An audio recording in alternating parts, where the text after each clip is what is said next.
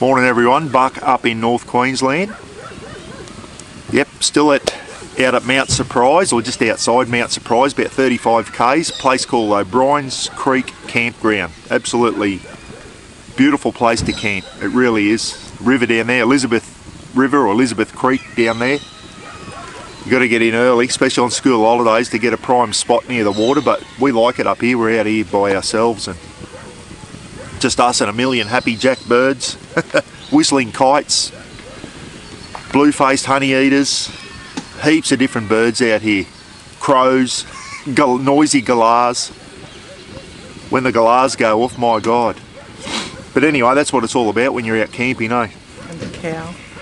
I was cooking last night around the campfire and Rafa barked. I look around and there was a massive Brahman bull or cow. It was huge. It was as big as the BT-50 and it just walked straight past. And then it frightened shit out of me. And then you could hear all the campsites further up. Oh, it must have been just walking through the campsites going, hey, how he's going? Anything to eat? But hey, last night I did a little cook up over the fire and right on cue the smoke hits me in the eyes. Did a little cook up last night, just some curried mince and rice and some leftover damper, which is still there. The birds love me damper. And I'll tell you what, it come up all right, Ros, eh? That curried mince, what a good feed for out camping. I told you I was going to do something with the leftovers. That smoke, dead set. Get out. Stop smoking me out, I'm recording. Get some coals going because I'm going to need them for my cook up this morning. And you're probably thinking, Buck, why have you got two things in your hand? Well, that leftover curried mince today, everyone, or this morning for breakfast. I'm going to make a jaffle, a bush jaffle. I'm sure everyone out there's got one of these or has had one of them. And speaking of which, this is brand new. I haven't even had a chance to burn it in. This is brand new from BCF the day before I came out. And you're probably going, Buck, you haven't seasoned it and that. I'm going to season it when I use it for the first time. I had one of these. Do you think I could find it? I think Palmer has found out where I live, guys. My spike's gone missing. My pop-up kettle's gone missing. And the other day I searched the shed for my jaffle maker and it's missing as well. There's a camp thief out there. Has Palmer crossed the border into Queensland? That's what I want to know, because I got camping shit going missing. He's been threatening me for years, saying when I find out where you live, your camping gear's going to go missing. Well, it started. He's found out where I live, everyone. So, listen, for anyone who's been in Signals Corps in the Army, you'll all know what one of these is. Every Land Rover and Unimog, I think, every detachment, radio detachment, had a jaffle iron or a jaffle maker in their Land Rover. All the radio boys. Pap, if you're watching, I'm sure Pap had one in his FFR. Pap was a radio operator, guys, and when the boys went out bush, I think the first part of their CES, complete equipment schedule, was all the gear they had to put in. I think the first thing in, before the radios even went in, was the jaffle iron. This was about $32 from BCF. That crow. Has anyone got a shotgun? If it's not the galahs, it's the crows. I was feeding the whistling kites before. Had some leftover mince for Rafa and I put them into meatballs, throwing them in the air. They're coming up, taking it mid-air. The whistling kites, beautiful bird. So we screw the handles in there.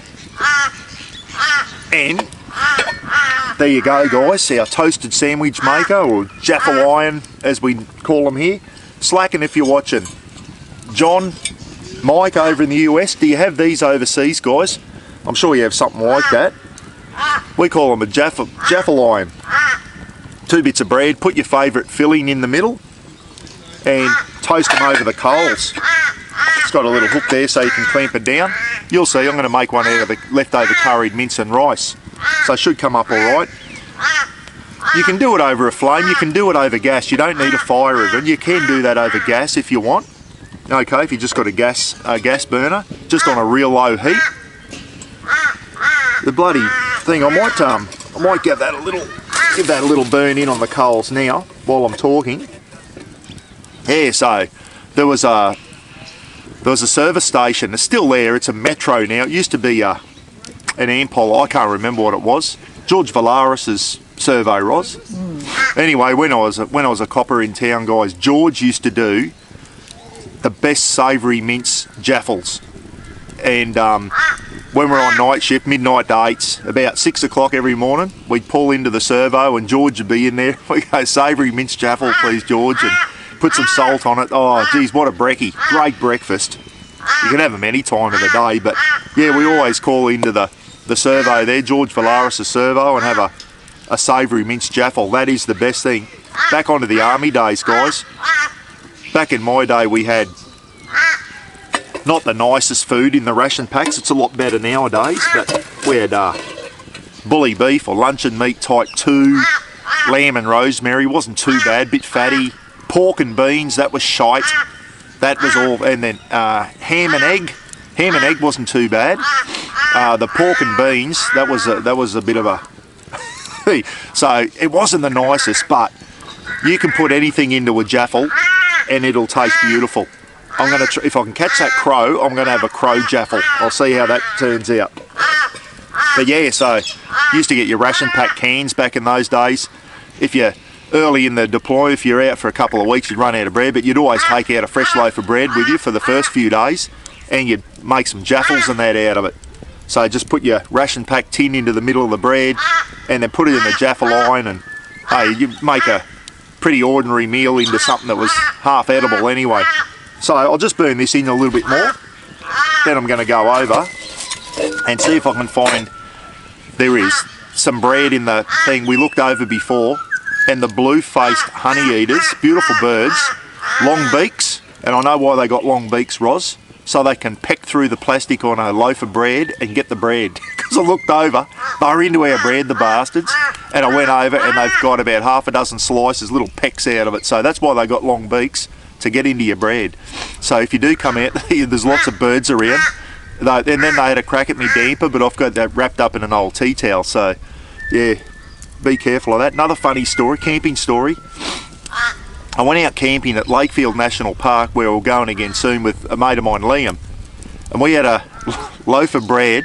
We went down for a fish and we left the loaf of bread on the camping table, and that night we're just going to sizzle up some sausages and just have sausages in a bit of bread with some tomato sauce. Simple first night out camping. Me and Liam, we got back from fishing, not a slice of bread left. The crows got into pecked through the plastic and ate every slice of bread. So that night me and Liam were just munging on sausages, no bread. The crows got the lot. So when you're out camping, there's a tip for you. Keep your bread covered up, because the bloody birds can get into it. Righto, I'm getting a bit hungry. Ros, how about you? Got some nice coals there. We're going to go over and show you how to make these jaffles.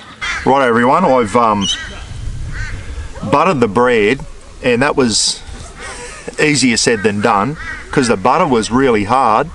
I got it out of the fridge before and it hasn't melted at all, so because it's pretty cool this morning, hence the jumper. So this is the trick for making a jaffle. Butter your 4 slices of bread.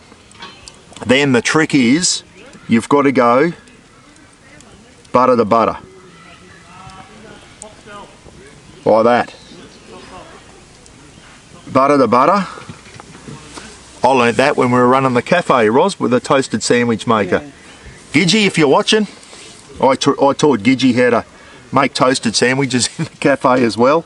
He got a full brief on how to make them. About 18 times I showed him how to do it. So what we're going to do now is get some of our leftover curried mince and rice. Probably could have left. Could you have put it into the jaffle maker before you put that on? I could have. Ros is just... Save you, it'll stick together. She's gone, Rogers, you diddly donk. Put one in there like that. That's a good idea, Ros. And see, it's gonna be one like that. And that's actually, that works out better, because the bread kind of falls into makes a hole in the middle where it goes down. Ros, that's a good thinking there. Ros off to the side here, a bit like What's that remind you of, guys? Terry G and Robin. Terry's always cooking on his clips, and Robin's always showing him the right way to do things in the background. Well, it happens here too, Terry. Roz showing me how to do it all properly. This is a lot better way of doing it, Roz, I think. I just don't want to see the mess. Put a bit more. Yeah, she's going to be messy. Don't worry about that. You need nice big bits. If you've got a bakery that does nice big bits of bread, everyone, I think you need a nice large slice of bread for this. Try and get less cabbage and more mince. Rightio, another, maybe one more spoon for there. Doesn't matter if it's a bit messy, you just, it's going in the fire anyway, it'll just tap it off. Alrighty. So, put that down there, and then what we do now, put that one there, and then, all going well, we should be able to close him up. Oh, sorry camera. Over she goes. Close him up. And then make sure you clip this little bit around like that. Okay? So there we are. Now the next thing is we put her in the coals of the fire. Righto, here I go. So into the coals. You don't want it too hot, everyone. You want it to just some nice coals and that, and cook it a bit slower rather than cooking it too fast, like straight over the fire. You want your mince and everything, or your filling, whatever your filling is. You want your filling to cook through. Otherwise, your bread will be too brown or black, and your filling's not done. So low and slow over some coals. I'm going to flip that every minute for a few minutes. I'll let you know how it goes. So I'll just leave that on there, and then just every minute or so just flipping. Make sure that doesn't come undone like that. Rightio. We'll come back when it's done, eh? When I'm taking it out of the coals, I'll let you know how long it's been, how many flips. And then as soon as they're out, I'm going to stoke that fire up again. My God, that was like pulling teeth. That took ages because I let my fire go off the boil. Then when I tried to crank the fire back up, the bloody wind gusting now and blowing the flame sideways. So like any time you're going to cook on a fire, get your fire going way earlier than you want to cook. I'm talking hours earlier. Should have gone up at 5 o'clock and had a big bed of coals. But anyway, we finally got there. There we go there, everyone. Now, try and get them out of there. Oh, here, look at that. 1, 2. They come out a lot easier than I thought. Don't put your finger on that hot iron buck. I just went to move the swing and grill and forgot to use Bobby Ass's thing and use my fingers, and it was hot. Oh, dead set. Where Russell Coit. Now, with a jaffle, you're going to get little bits of hard stuff. You just trim it off like that, guys. Give him a trim up. Roz goes, Rogers, did you put cheese in? No, I didn't. I said, Roz, you're supposed to remind me before I put it together. So I've got sliced cheese in there. Some sliced cheese in there would have gone really good to go through that that curried mince. Anyway, what I'm going to do you want yours cut in half, Roz? Sure. Yeah, all right. I'm going to salt them up. No, I won't. No, bit of salt.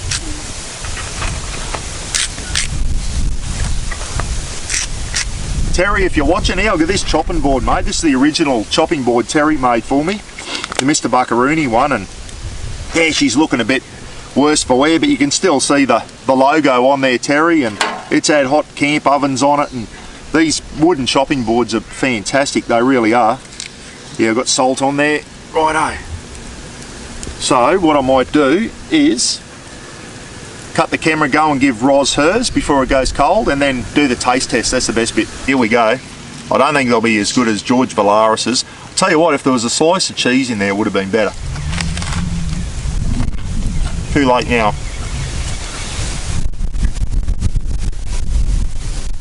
With the wind and everything, it's a bit of a mission. It's toasted up really well. Best a little bit over toast them than under toast them, I think. Alright. I haven't got any filling yet. Well, I have.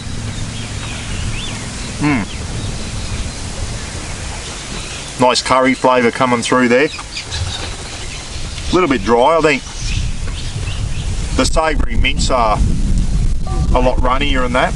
Inside, this was a bit of a dry curried mince, everyone. A slice of cheese in there would have been a lot better, but still nice. They're going for their walk again. Look. Are they?